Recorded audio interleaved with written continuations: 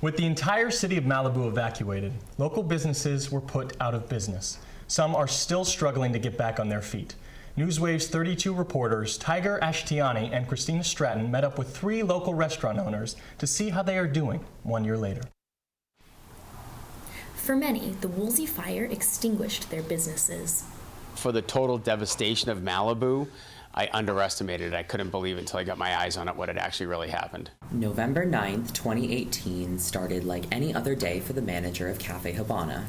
Someone said, hey, look, there's a smoke cloud. And I said, so what? I want to go eat sushi. So I was not worried about it whatsoever.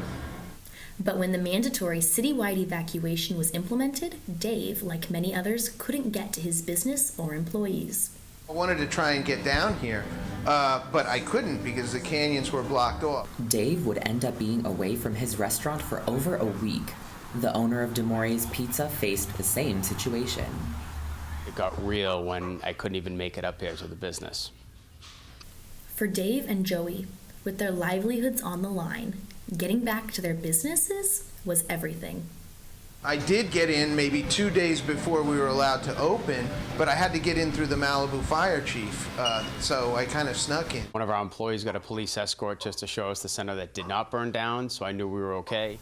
But when they returned, they faced the losses. During the course of those 7 days, there was not electricity intermittently, so all the food went bad. I was locked out of here for 9 days, so a lot of our product went bad, and so I knew there was a ton of cleanup ahead. For even businesses that had not yet opened, the impact of the Woolsey Fire was even greater. By the time we got ready to do the final opening, we had a stop work order and the fire started. Nicolas was preparing for the grand opening of Nicolas Eatery in East Malibu when the fire hit. Although delayed and different opening than he planned, he couldn't give up on his dream. We decided to rent a truck, a food truck, in order to keep the dream. But the reality of running and owning a business in Malibu after Woolsey is not a dream. No tourists are coming to Malibu. It's a disaster zone. So you only have residents coming in to check on their homes, and some of their homes are demolished. So you have maybe half of the residents maybe looking for somewhere to eat.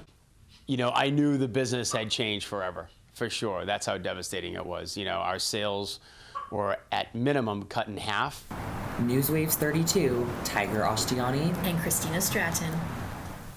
Thank you both. This is such an important part of the recovery story. Yeah, many people from Malibu are not even back yet, even after the fire hit a year ago. So it's not just affecting local restaurants, but all local businesses. We actually got word that there are numerous coveted businesses that may be closing once their leases are up soon. Yeah, that's a shame. And especially with Whole Foods now in the mix, like a lot of these stores are just having a really tough time coming back. Exactly, but a lot of these big corporations will be fine, but it's the small local shops that will be struggling. Yeah, well, thank you so much for telling their story.